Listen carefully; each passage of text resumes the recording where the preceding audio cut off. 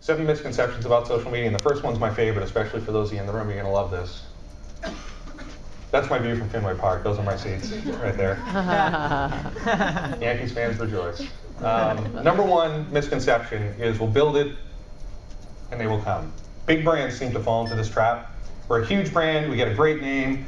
Once we put something up on Facebook, once we put our Twitter account out, once we build our community, we're going to get millions of people. We don't even have to do marketing behind it. It's a huge misconception. If you're going in with that frame of mind into social media, you're already screwed up front. There's no way that any company without a solid marketing program behind what it is that they're doing is going to be successful using social media.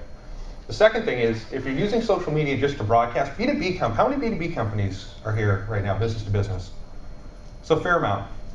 B2B companies fall into this trap, and I admit, even at our company, we kind of fall into it sometimes. Not all the time, but sometimes.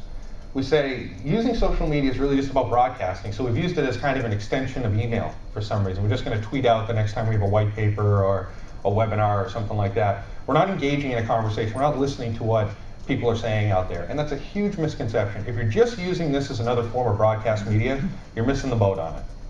You're missing the boat on it totally. And we'll talk about that in just a little bit more. This is the biggest thing that I see. I don't know why I like this picture so much. It's just something about William Shatner overreacting. What if it all goes wrong? All these companies that I talk to, especially big brands, say we can't get in social media, and say, well, why not? Well, because if we do, what if people say bad stuff about us? What if someone comes on and says something really bad? Here's, I'm sure everybody in this room knows this already, and you've probably heard it at other sessions. If your customers are on social media, chances are they're talking about you anyway. There's just as much likelihood that they're going to say something bad about your company. And it doesn't matter what they say, it's how you react to it. That's what people care. And I'll share a story with you. That's a personal story for us. Does everybody know who Chris Brogan is? Everybody kind of nod your head? Yeah. So we had Chris on a webinar a little while ago. Really great guy. Came on, WebEx crashed because we had too many people coming on. All right, so WebEx crashes, and Chris and I are literally on cell phones talking back and forth, going, there's nothing we can do. We have to cancel it. We have to bag on this thing. So of course, what happens on Twitter?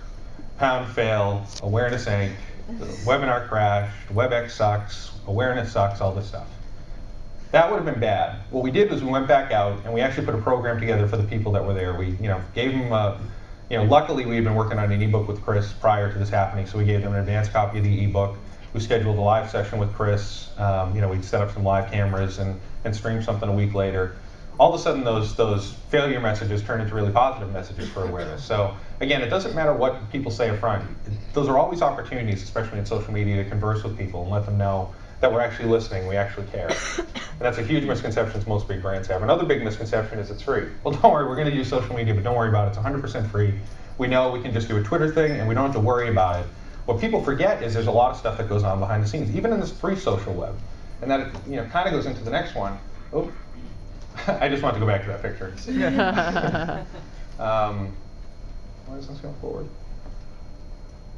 We only use the free social web. The fact of the matter is the free social web, even though it's free, Twitter, Facebook, LinkedIn, YouTube, Foursquare, MySpace, whatever it is that you're using, it's not free. You still need people behind the scenes for it.